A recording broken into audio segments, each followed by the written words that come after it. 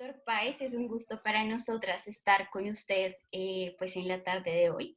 Le damos la bienvenida a esta entrevista. Queremos que sepa que para nosotras es un honor tenerlo acá y contarle que nosotras lo que pretendemos con este tipo de entrevistas, como ya lo hemos mencionado anteriormente, es llevar la cultura jurídica a todas partes, mostrar una realidad integral de la que todo el mundo puede enriquecerse de distintas maneras, viendo las distintas perspectivas. Entonces, sin más que decir, yo soy Isabela Chávez, mi amiga acá es Laura Pardo, y ella empezará haciéndome unas preguntas el día de hoy. Perfecto, estoy a su disposición. Y Gracias. bueno, antes de que empiecen, felicitarlas por la iniciativa de Pertuti. Yo creo que uno de los temas, además, que es uno de los grandes, de las grandes barreras que tiene nuestro sistema legal y el sistema legal en general, es esa barrera que se llama lenguaje y esa barrera que se llama inaccesibilidad que tiene el ciudadano de a pie, que al final es el usuario del sistema. Entonces me alegra muchísimo que tengan esa motivación y los apoyo 100% y lo que necesiten, como saben, cuentan conmigo. Entonces comencemos. Bueno, buenas tardes, doctor. Mucho gusto. Un honor tenerlo acá con nosotras en Pertuti. Y bueno, como primer tema de esta entrevista, trataremos su trayectoria y su vida profesional. Nosotras sabemos que usted es de Barranquilla y que realizó su pregrado en Derecho en Bogotá. Queremos que nos cuente cómo fue para usted ese proceso de pasar de la costa a estudiar Derecho en nuestra ciudad. ¿A qué retos se enfrentó? Bueno, primero que todo, eran otros tiempos también. Yo, a diferencia de ahora, como soy profesor, que tú puedes ver hasta diversidad de costeños dentro del propio salón de clase de Montería, de Sincelejo, de Cartagena, de Santa Marta y de Barranquilla.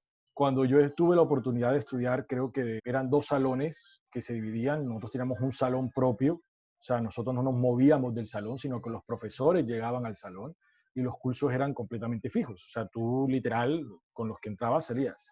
Y al final había como unos movimientos en los primeros semestres de reacomodación. Cuando yo llego, obviamente soy el único hombre costeño de toda la promoción. O sea que era fácil encontrarme entre los demás estudiantes. Estaba Jacqueline Sarabia, que hoy es una colega muy amiga, decana de la Facultad de la Sergio Arboleda Santa Marta hoy. Estaba María Patricia Medrano, una de las abogadas más importantes en el tema de seguros. Estaba Carolina Díaz Granados, también una comercialista muy, muy importante. Pero éramos los cuatro. Creo que si se me escapa alguien, pues me perdonará, pero eran como los cuatro costeños que habían, tres mujeres y yo. O sea, no había ningún otro costeño por ahí. Y bueno, creo que eso hizo que acomodarme en una ciudad mucho más grande, digámoslo de frente, no pasa nada, por el hecho de ser la capital del país, mucho más agresiva en términos de convivencia, de rapidez, de velocidad, de agite humano, como quien dice. Hay un agite, una efervescencia que solo Bogotá puede tener. Entonces, para mí fue pasar, obviamente, de un lugar muy tranquilo, donde podía caminar a pie sin ningún problema a cualquier cuadra a pesar del calor, a saber que aquí las distancias son mínimo de 20, 30, 40, hasta una hora, sigue siendo muy cerca, y fue cambiar completamente la forma de vida. O sea, no vivir, y yo lo digo siempre con muchísimo respeto, ya no tanto, como les digo, porque ahorita creo que ustedes tienen un mundo mucho más interconectado, pero en mi época era casi que mudarte de país. Venir de Barranquilla a Bogotá era literal encontrar otro tipo de cultura, encontrar otro tipo de personas, encontrar otro tipo de vivencias, otro clima. Era absolutamente como quien se muda de un país a otro. Así que fue, primero, lo más enriquecedor del mundo. Dos, es una decisión que no cambio, por muy barranquillero que pueda ser, no cambio mi alma capitalina, donde sea que me encuentre, porque eso me sumó muchísimas cosas que tal vez y solamente en Bogotá y solamente en la Javeriana hubiera podido aprender. Por eso intento siempre vivir desde mi alma mater, seguir en mi alma mater, así me mude de ciudad, trato de seguir siendo profesor de mi alma mater y estar muy agradecido con la ciudad de Bogotá. Y obviamente lo que les digo, fue una experiencia muy enriquecedora, muy formativa, y cosas que solamente puedo aprender y pude aprender en Bogotá fue lo que realmente tuve. De acuerdo, doctor. Perfecto. Y nosotras quisiéramos preguntarle, ¿qué fue eso que más le gustó de Bogotá y de los cachacos? ¿Y qué fue eso que menos le gustó? Bueno, lo que más me gustó es que Bogotá es una ciudad donde se elimina completamente el pueblo chico, infierno grande. ¿De acuerdo? A pesar de que en los pequeños círculos sí opera, porque Bogotá es como muchos pueblos reunidos en una gran ciudad que dialogan entre ellos, no es uno solo. Entonces eso de los Páez, el hijo de Rafael Páez, claro, todos lo conocemos, que vive a la esquina, bajando por la derecha, coge a la cuadra izquierda. No, en Bogotá tú llegas a una ciudad donde tu apellido hay por 100, ¿no? Y si eso es un apellido escaso, pero si eres un Rodríguez o si eres un Pérez, hay por miles y no digamos por de pronto hasta 1 millón de habitantes puede tener ese apellido. Entonces, lo primero es eso, entrar a una ciudad mucho más grande, no digamos cosmopolita, sino más grande, te permite tener una independencia individual única, única, única, única. O sea, por eso les digo, yo lo que más le agradezco a Bogotá era que aprender a desarrollar mi yo propio, mi ser personal, a encontrarme conmigo mismo. Claro, eso lo puedo hacer en Santa Marta, en las playas, viviendo solo, o lo puedes hacer en una metrópoli, una selva de cemento, como puede ser Bogotá. Bueno, yo escogí Bogotá porque fue absolutamente libre y sí pude descubrir lo que yo soy más en Bogotá que en cualquier otra parte. Bogotá me permitió saber mucho más quién era yo como persona, como ser humano.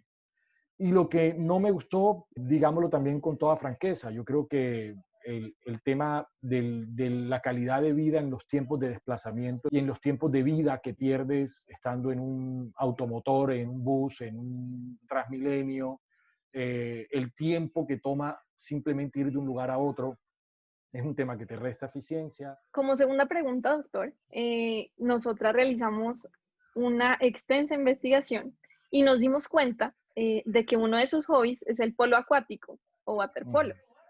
Háblenos un poco de esa faceta de usted. Bueno, no es una simple faceta, ojalá fuera un hobby, porque yo creo que cuando algo se te vuelve parte de tu día a día, pierde la calidad de hobby y se te vuelve parte de tu disciplina diaria. Yo fui nadador desde los 6 años, pertenecía al Colegio Corazonista, en el Club de Natación Corazonista, luego estuve en la academia con el profesor Eduardo Movilla y luego salté a ser parte de la Javeriana, donde intenté que me validaran la materia de natación como electiva. Obviamente no fue permitido.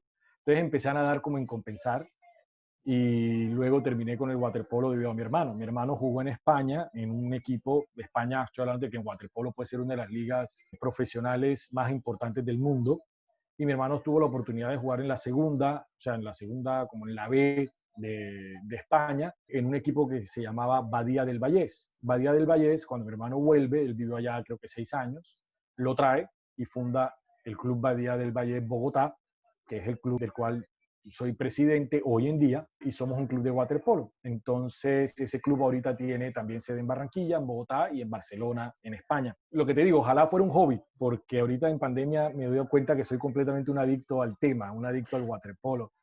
Entonces, reemplazarlo con yoga como que no pega mucho, es un deporte de contacto, completamente anaeróbico, de un cansancio absoluto. Fue deporte olímpico de conjunto primero que el fútbol, es deporte nacional en Croacia, es un deporte muy conocido en Europa del Este y es muy conocido en la Europa, pero aquí es realmente poco conocido por el público, pero también tiene mucha antigüedad. Es una maravilla. Ya yo soy de los pocos mayores de 35 años que sigue jugando alto rendimiento, como atleta de alto rendimiento en Juegos Nacionales, porque realmente cada vez son más escasos. Los muchachos de ahora de 23, 22 tienen 4 corazones, eso es muy difícil de combatir. Y bueno, es no solamente un hobby, lo que te digo, es una disciplina, es un gusto, es mi deporte, como decirlo, es mi deporte. Tengo un club, hay unos niños ahí, es formación, son escuela de muchachos, están mis jóvenes ahí aquí en Bogotá, que los adoro y que los quiero, y en Barranquilla igualmente. O sea que la averiguación lo que están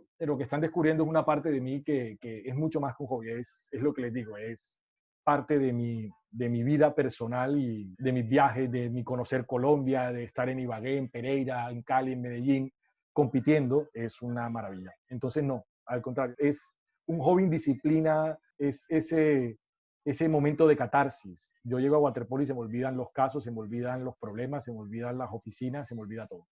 Entonces, es mucho más que eso.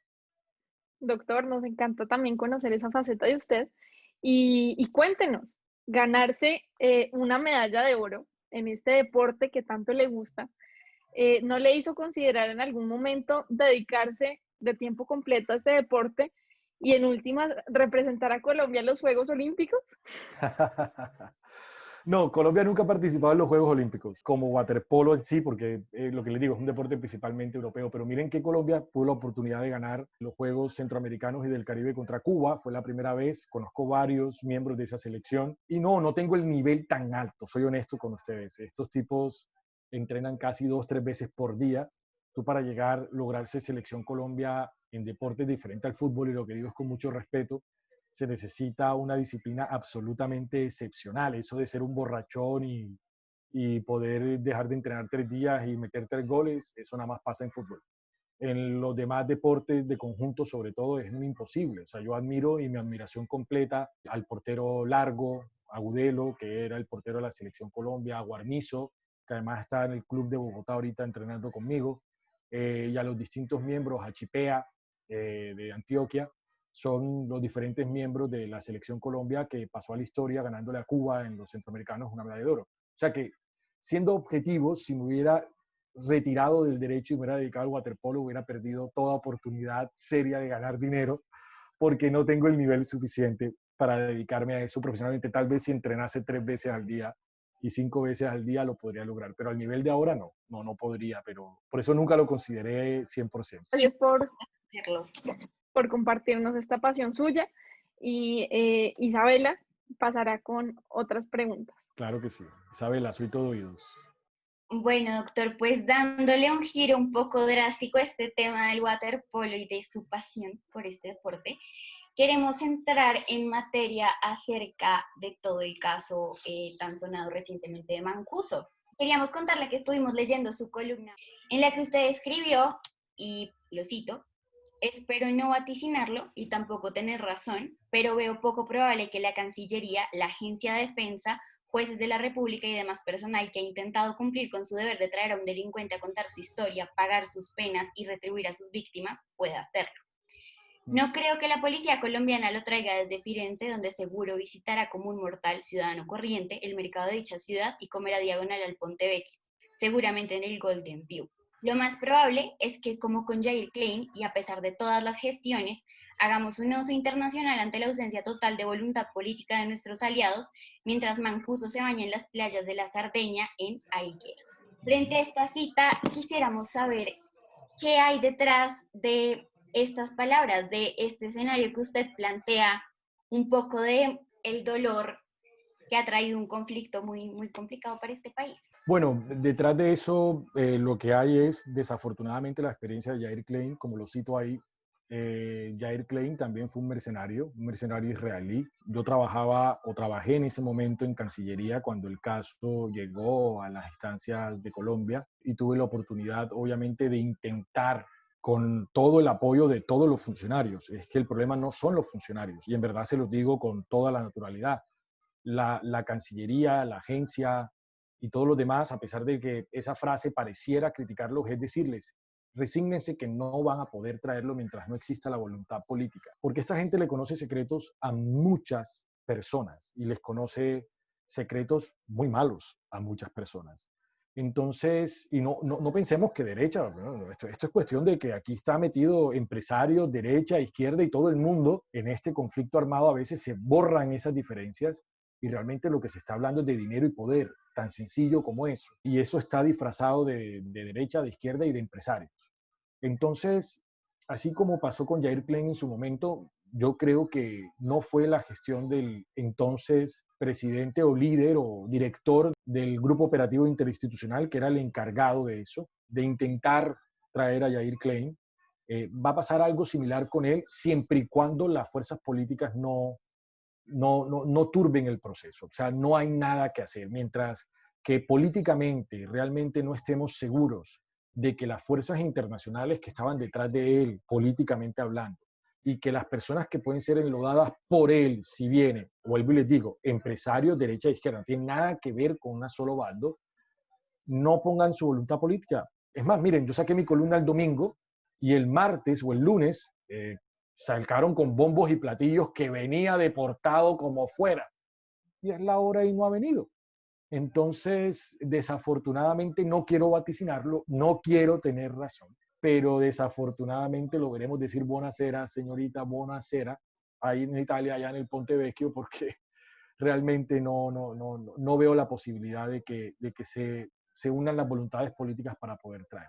Doctor, usted en su columna, como lo mencionó ahorita, nos habla del caso de Jair Klein. Para todas esas personas que no lo tienen muy claro, ¿usted quisiera hacernos un breve resumen de por qué lo citó en esta columna? Claro que sí, Isabela. Yair Klein fue un mercenario israelí que en teoría fue si se puede decir, pedagogo, si esa palabra le cabe, de las Autodefensas Unidas de Colombia, de las AUC.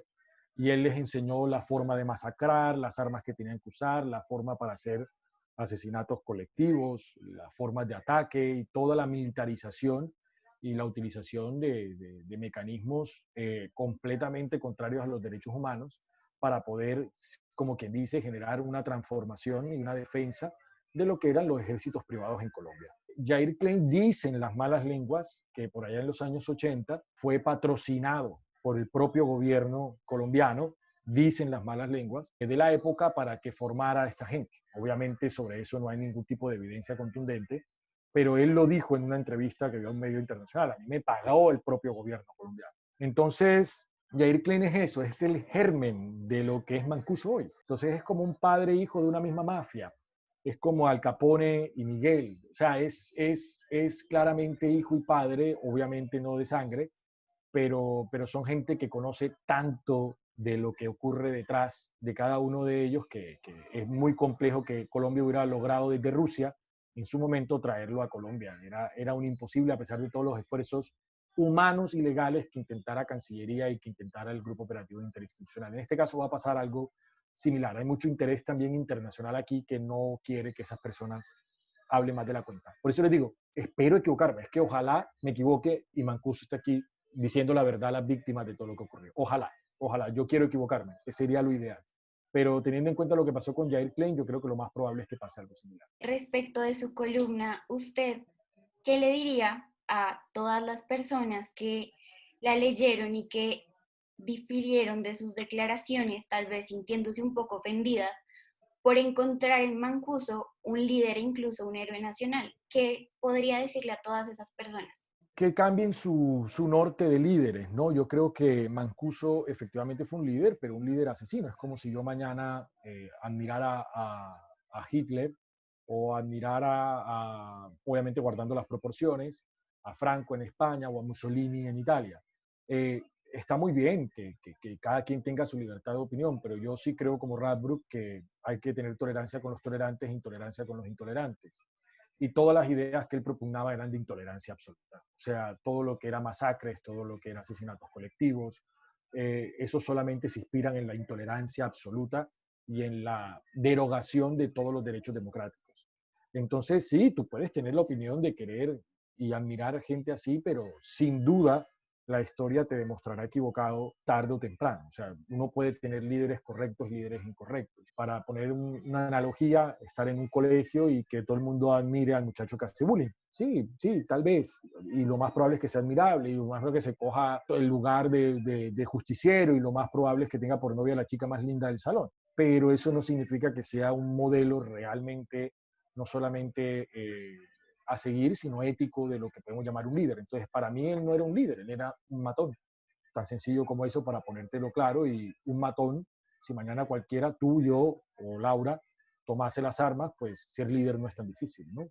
Ahora, ser líder con las palabras, eso es lo que realmente hace un líder, con el ejemplo, eso es lo que realmente hace un líder. Entonces, si yo tengo un arma y te obligo a que me sigas, pues creo que no sería tan complejo, ¿no? Ni tan difícil. Teniendo en cuenta su opinión frente a este caso, ¿usted podría rescatar alguna actuación favorable que a su juicio haya tenido Salvatore Mancuso con la población colombiana o definitivamente cree que eso no es posible? Uno no puede, como igual pasa con Franco, como igual pasa con Mussolini, bueno, con Hitler me aparto un poco, pero por supuesto que la pregunta es capciosa porque tú tienes que desnudar al sujeto, quitarle todas las manchas y ver qué bueno hay en esa manzana podrida. Y no creas, la sidra no es sino manzanas fermentadas hasta el punto casi de su podredumbre. Entonces uno podría creer que algo bueno puede salir de algo demasiado fermentado y por supuesto que sí. No sería lo conveniente, el problema es si vale la pena sacrificarlo, pero por supuesto que el orden que necesitaba en un momento una nación absolutamente desviada y abandonada, y para bien o para mal, una presencia equivocada del Estado le generó un contacto a un tipo de ciudadanía, porque no fue a la ciudadanía mayoritaria, de la existencia de un orden para bien o para mal. Y en este caso, para mal, 100%. Entonces, si yo rescatase algo de eso, sería eso, que si algo trajeron los paramilitares en general, fue orden. Orden mal habido, por eso te digo, si alguien me preguntara, ¿tú sacrificarías todo lo que hizo por el orden? Diría no, prefiero ser una sociedad desordenada, tan sencillo como eso, y lo tengo muy claro. Pero tu pregunta me obliga a decir algo, bueno, porque si digo que no, simplemente me vuelvo una persona absolutista sobre los principios y el análisis. Uno tiene que tener esta capacidad crítica con eso. Entonces te hago ese para que entiendas que si la pregunta va hacia intentar o tratar de encontrar una respuesta correcta, sería humanamente ninguna. Ahora, desde el punto de vista ya quitándole todo lo malo, encuentras algo medianamente rescatable, el orden, que yo obviamente jamás sacrificaría todo lo que él hizo por el orden que logró, nunca jamás. Para mí no son ni siquiera derechos que pugnen el uno con el otro. Bueno, doctor, muchas gracias. Laura seguirá con la siguiente pregunta.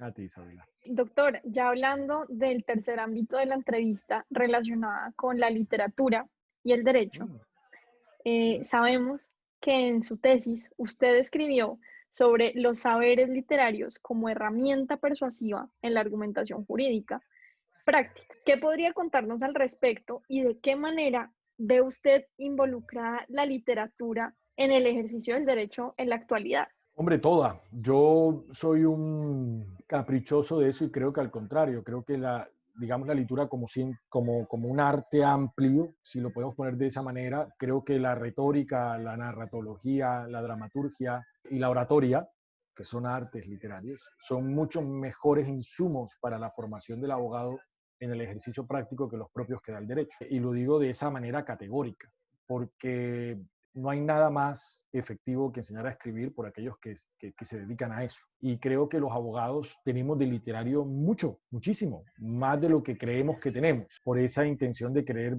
ponernos como en la cúspide de las ciencias sociales. Cometemos el error de despreciar las otras ciencias que son absolutamente parte del derecho. Utilizamos los mismos insumos que son las palabras, utilizamos la misma idea que es un auditorio receptor. Yo creo que los abogados en general tienen mucho más de literarios de lo que ellos mismos quieren aceptar. ¿De acuerdo? Entonces, la pregunta te la respondo también categórica. Es absolutamente, digamos, una relación de dependencia absoluta y, ojo, lo que voy a decir es lo que estoy tratando de sostener en mi doctorado en la Universidad de Salamanca. Es una relación de dependencia. La literatura está aquí y es el derecho el que necesita de ellos. La literatura no necesita el derecho. Es el derecho el que necesita de la literatura.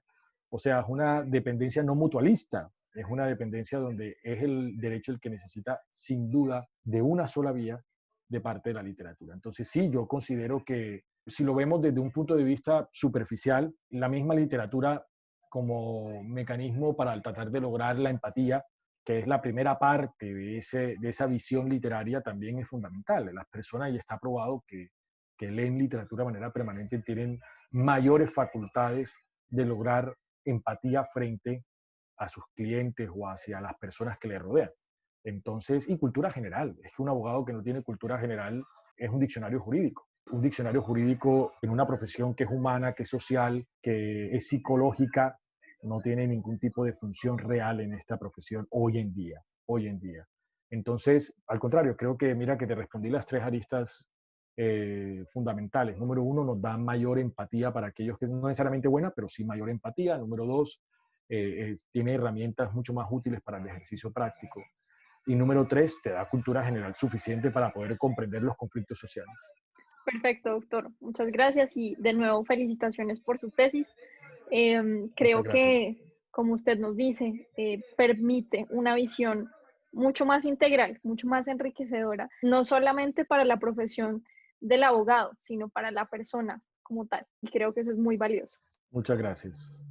Bueno, doctor, refiriéndonos y continuando en esta línea de la literatura, nosotras sabemos que el proceso de elaboración de un libro es algo que requiere mucho esfuerzo, mucho tiempo, mucho amor a la escritura.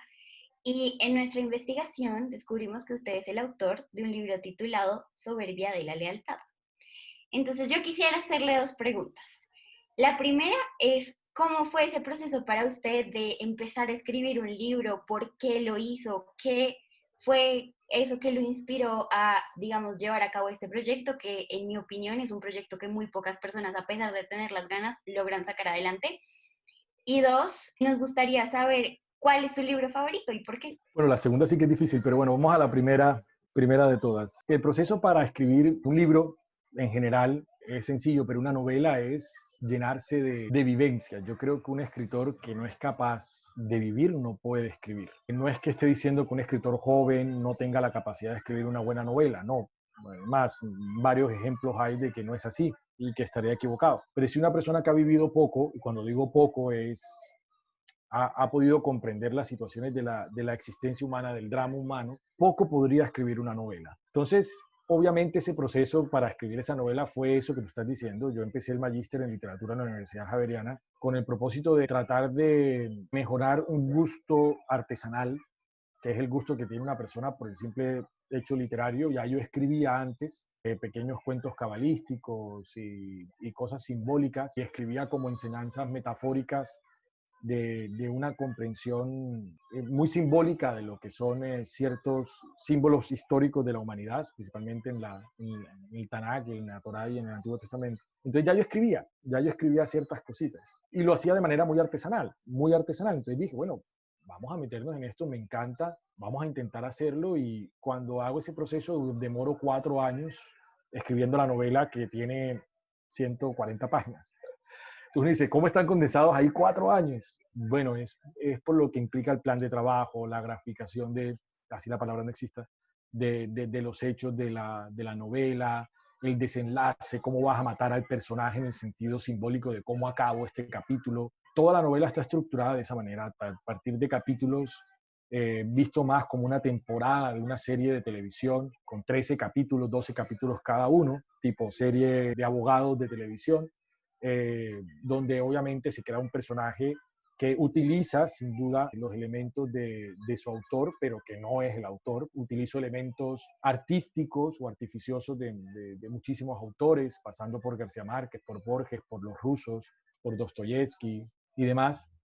Y a partir de ahí se crea la novela. O sea, ese proceso, lo que te dices tú, es empezar a meter el alma en papel, y eso es un tema de catarsis, un tema de volverlo un rito, un tema de disciplinarlo, un tema de escribir la novela y volver a escribirla, un tema de que no te gusta un capítulo y desecharlo, un tema de tener un bloqueo y de tenerte 3 meses para escribir porque no sabes cómo continuarla, etc, etc, etc. Entonces, todo eso lo hacía en tiempo libre que todavía no entiendo dónde lo saqué, y que ha gustado en cierto sector. Hay otro sector que lo ha odiado 100% la novela, porque toca elementos fundamentales de la relación humana de pareja, porque toca elementos de ética, porque toca elementos del proceso y de la vida de un abogado, el litigante, que per se son seres medianamente despreciables en la literatura. Obviamente es como un hijo, y uno ve a su hijo, así sea feo, lo ve divino, pero bueno, ha habido gente que la ha encantado, así que se las recomiendo para aquellos que la quieran comprar.